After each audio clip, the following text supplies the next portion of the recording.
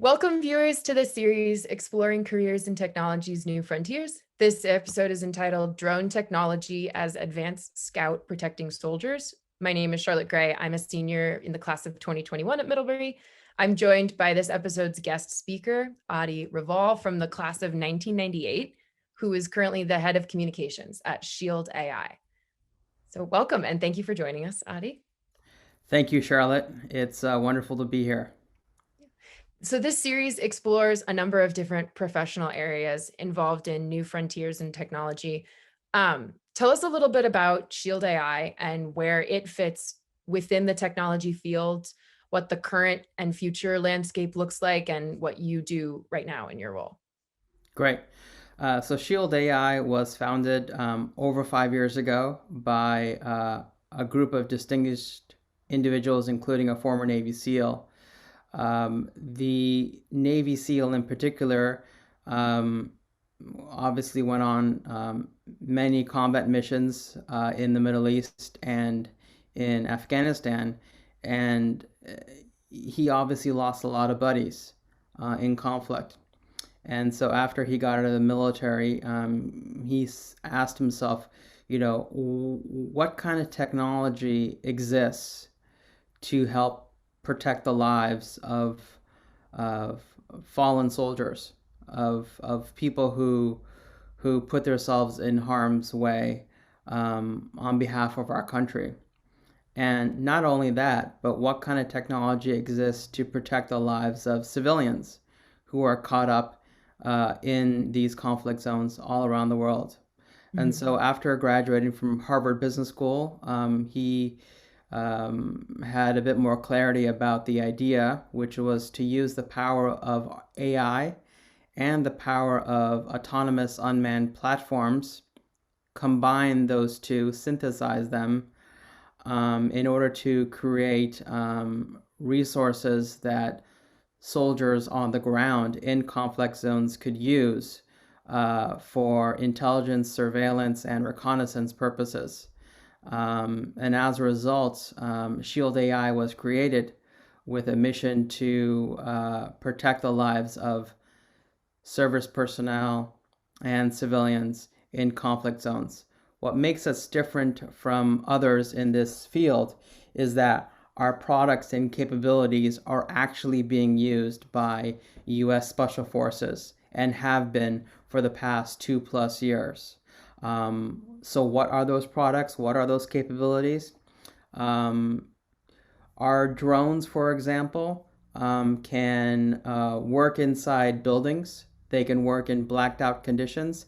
They can work in buildings and other geographic entities that they have no GPS for, that they have no mapping experience for. So they can work in areas that others cannot. And so if you have a building that you think is where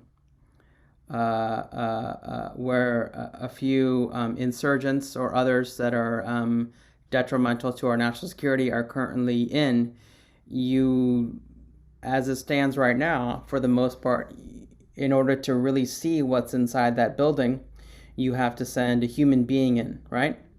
And if it's like booby trapped, or if there's like Right. dangerous, like instability in the structure of the building, you're risking people's lives. But if you have a drone, you're able Right. to scout it out and Right. be If safer before you send it exactly. in. So if you have one Perfect. of our drones, um, you could send that drone in from a distance, safe distance.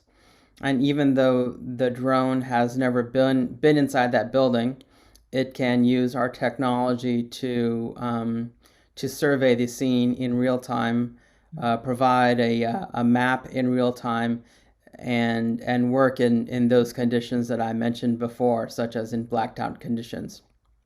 That's really cool. So, um, so Shield AI produces the technology that creates the drones and lets the drones know how to interact with those like spaces. Um, Exactly.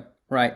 And so they're also, because we're using the power of AI in a positive way, uh, the the software aspect to the unmanned platforms, in this case a drone, um, can adapt on the fly.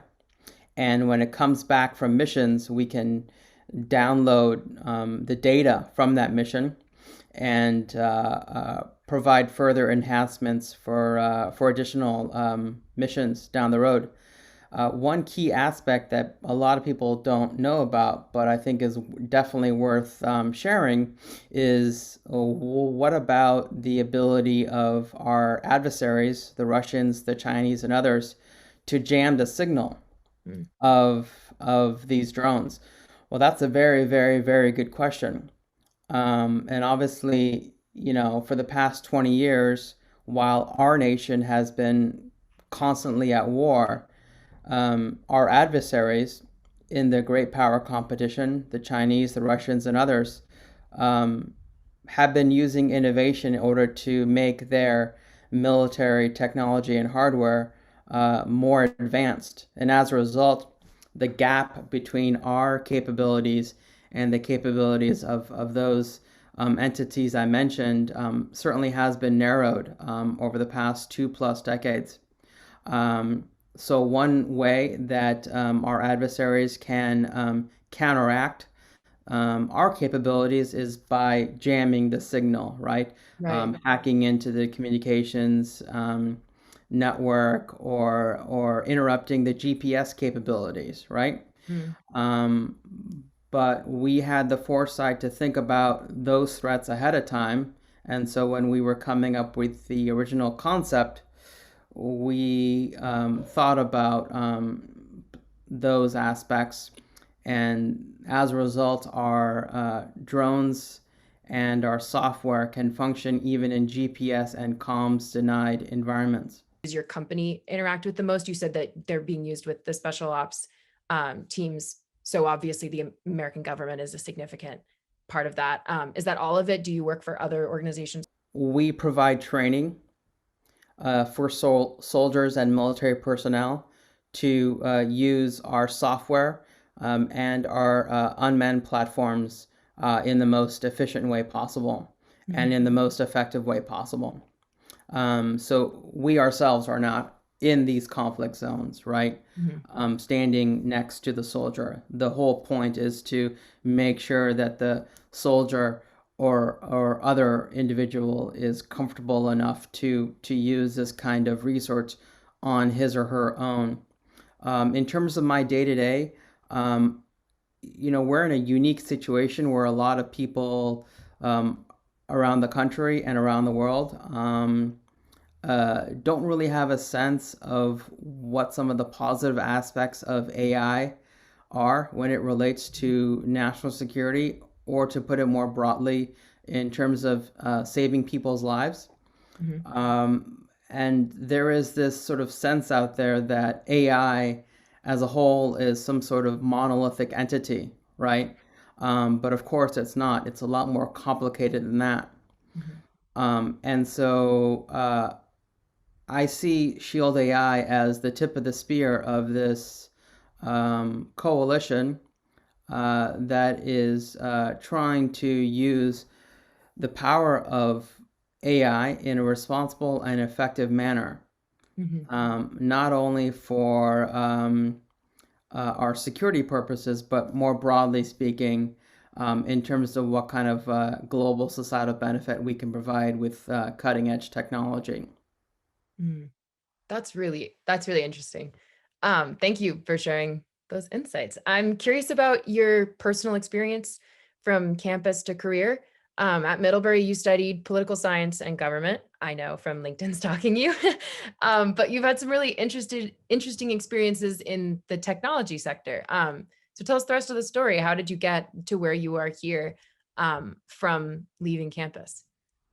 Thank you. I guess the first thing to say is that I've been extremely lucky and extremely fortunate to have great mentors from the time I was at Middlebury to the present, and hopefully beyond.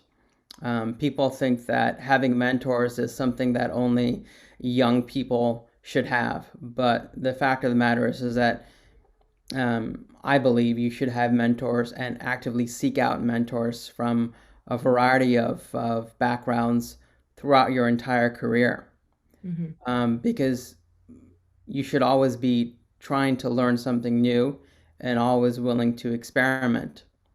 So I was born and raised in San Francisco, and I went to Middlebury because I wanted to really immerse myself in a liberal arts background. And so, specifically in reference to journalism. And so I was part of the Middlebury campus as a news editor for a couple of years, and I was doing work as a freelancer for the Burlington Free Press as well.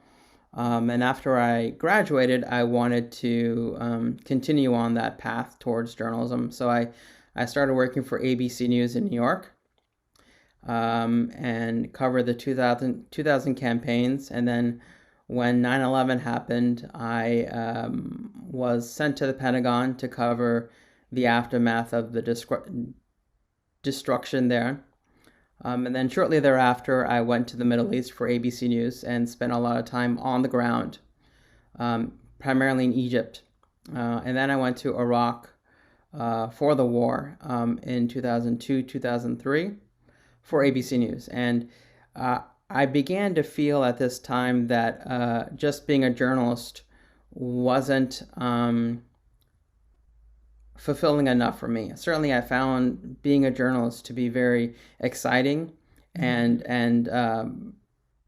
you know also increase my experience level and increase my maturity level, especially being in these conflict zones. You really learn about yourself. But I felt that just reporting on what I was seeing wasn't enough for me. I needed to dig deeper and provide more of a societal benefit rather than just saying, this is what I'm seeing here, et cetera, et cetera. So that kind of thought was always gnawing in my stomach. In 2005, I joined the BBC because I wanted to cover, I want to be part of a news organization that was more interested in covering news that people needed to know about rather than what they wanted to know about. And increasingly, the American news networks, even back then, and certainly now, this is no surprise to anybody listening or watching this podcast, is focus on the celebrity and focusing on entertainment and the salaciousness. I wanted to cover real news, and so that's why a lot of people thought I was crazy to join the BBC from ABC.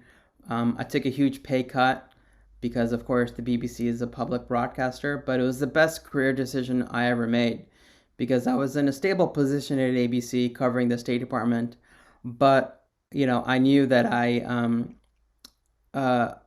that taking a risk, just because taking a risk, even though I was satisfied, so to speak, was definitely worth it. And I'm glad I did that. In 2006, I was the bureau chief in Lebanon, part-time bureau chief for a period of a few months for the war between Israel and Hezbollah, and then went back to Iraq in 2007 to cover the war in Iraq. So by this time, that gnawing aspect in my stomach had really kind of become more of something that was top of mind all the time. And finally, after covering the Obama White House for the first 2 years of his presidency, I took that step. I became a diplomat for the State Department, and I went to Afghanistan, southern Afghanistan, in Kandahar province, where 9/11, where the attacks were planned. In Kandahar province, it's the historical homeland of the Taliban, and it's also where Al-Qaeda had its major presence. So I was there on the ground for 14 months, living in a small Chinese cargo container with no indoor plumbing or anything. And I was a public affairs officer. That made sense given my background as a journalist, right? Yeah. And also senior spokesperson. But we were living in a small outpost in the middle of Kandahar city. And I learned a lot about life. I I learned a lot about humanity, and I was able to deal with that gnawing sense in my stomach, right? Hmm. Because the kind of work we were doing there on the ground in terms of helping people, especially women and girls, which was a big aspect of our work, really did make a difference. It was time for me to come back to DC after my tour, and I wanted to get my master's degree. Um, and I had been thinking about getting my master's for a while, but I just didn't know in which subject, and I didn't want to go um, to get my master's just for the sake of having this degree. Hmm. Um, but when I was in Afghanistan, I learned that I had developed a strong interest in energy and sustainability because we needed to figure out innovative ways to provide electricity to the millions of people in southern Afghanistan. Because Yeah. if you don't have electricity, you don't have stability, and you can't move forward Hmm. as a country. So I got my master's from Johns Hopkins SAIS, international public policy, focusing on energy resources and the environment. And then I joined the Obama administration to be the first head of communications for President Obama's Power Africa initiative, which was using the power of 100 private sector partners with the scale of the US government to work together to increase electricity access throughout sub Saharan Africa. Um, Flash forward a few years, my wife got a great job offer out here on the West Coast in San Francisco. So we came back here uh, 3 years ago. And that's when I really kind of began to focus on trying to use technology and intersperse it with my background in national security. People from Middlebury have been very successful in technology and in the tech industry as a whole. I'm not including myself within that distinguished group, by the way, but the point is that would strike a lot of people as surprising, given the fact that Middlebury is primarily known for being a liberal arts college, and so not necessarily having, known as a computer science focused school, et cetera, et cetera. Hmm. But that doesn't matter because the purpose of college is to activate your brain and Right. use different aspects of your mind that you haven't used before, and therefore that kind of you know strong background from Middlebury really prepares people to succeed in the tech industry, irrespective of what their major was at Middlebury. Given your experience and what you know now, what advice would you give to current students at Middlebury on how to best prepare themselves for an entry point into the career field that you're currently working in, this intelligence and AI intersection? Yeah. Um, really tap into the Middlebury network, really tap into people who are friends of your friends who might have a connection to this nascent industry. Mm-hmm. Um, and also realize that for every yes, there are probably going to be 20 no's or 30 no's. So be very resilient and don't give up. And certainly don't take no for an answer and don't take it personally. Yeah. Um, and just really focus on what you want to get. But do settle for things that are less than optimal if you see a pathway to use that opportunity to get to what you really want. So play the short term game, but also the long term game at the same time. So, what kind of experiences would lend themselves to an entry point level in this career field? So, like, for students that might not be a senior like me and might be a sophomore or a junior. I know there's the big internships thing that people do over the summer, and Middlebury Right. has day terms and there's courses and things like that. What kinds of things would you look for if you were like hiring people to be starting out, just fresh out of college? What sort of thing would you see on a resume and say, that's interesting? Or I think that means this person's going to succeed here. Yeah, I'm looking for somebody who has an unconventional background, and someone who is not afraid to say, "I failed in this." Mhm. And I think that the most experienced and talented people I know, I've noticed, are entirely comfortable in letting anyone know what they have failed at, Yeah. because I think that is a sign of maturity. I'm looking for people who have shown a propensity to take risks, calculated risks, Mhm. and people who kind of realize that um, we Middlebury graduates in particular are obviously, for the most part, very fortunate in terms of not having the kinds of challenges that a lot of people around the world have, especially in underserved communities Yeah. around the world. And I'm very adamant that when I interview people, that they're very cognizant of that, and that therefore they feel a necessity to give back in some form or another. Right. To pay it forward. So just saying you want to work in tech is irrelevant to me, but really getting into why, and getting into the societal benefit aspect of why you're pursuing a certain aspect of technology is something that I really drill down upon when I'm interviewing people. Hmm. Uh, it's also important to note where we are in the midst of this fourth industrial revolution, right? Right. The industrial revolution, this one is being powered by technology and by AI.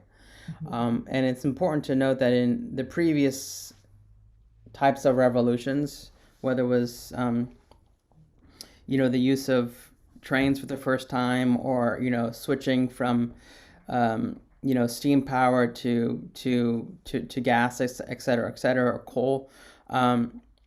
Those sort of economic explosions, if you will, and unshackling the talent of people did not raise the boats of everyone. Right. The tide did not raise the boats of everyone. Right. And we certainly saw that throughout history. You look at the 1980s, when um, hundreds of thousands of automobile workers, primarily in Detroit, were suddenly unemployed because they didn't have the skills in order to compete against the Japanese, right?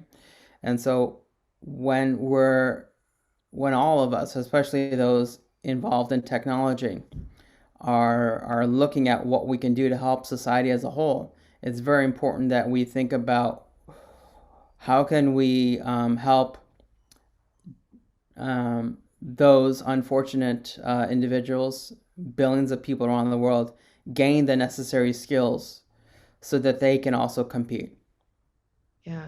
Well, thank you once again for your engagement with us, in helping students to prepare for career destinations wherever they might end up being. Yeah, it's a real pleasure, and I look forward to being back at Middlebury one of these days. Yeah, hopefully, fingers crossed soon.